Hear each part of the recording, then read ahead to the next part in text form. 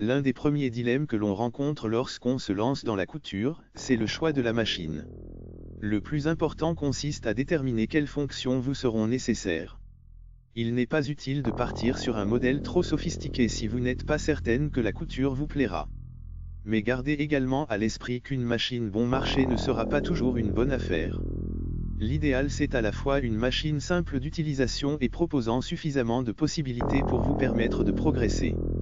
Pour bien choisir sa machine à coudre, il est important de prendre en compte ses désirs créatifs et le temps que l'on souhaite y consacrer, occasionnel ou régulier, reprise, habillement, décoration, patchwork, broderie ou encore le type de tissu que l'on souhaite travailler. Vos projets vous guideront dans le choix de votre machine à coudre.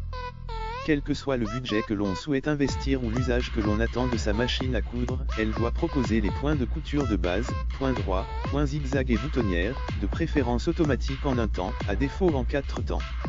Attention, la mention « boutonnière en 4 temps » signifie que vous devez changer 4 fois vos paramètres de couture afin de coudre les 4 côtés de la boutonnière. Sur une chemise, cela peut être fastidieux. Le point pour couture stretch, ou élastique, s'avère utile pour travailler les tissus extensibles comme le jersey par exemple. Enfin, le point de surjet, aussi appelé point overlap, permet de réaliser des ourlets de bonne facture, même si un point zigzag serré près du bord peut aussi faire l'affaire. La machine à coudre doit proposer un minimum de pieds presseurs, ou pieds de biche, 4 dans l'idéal, un classique, un pour les fermetures éclairs, un pour les boutonnières et éventuellement un pose-bouton, pour cadrer les boutons.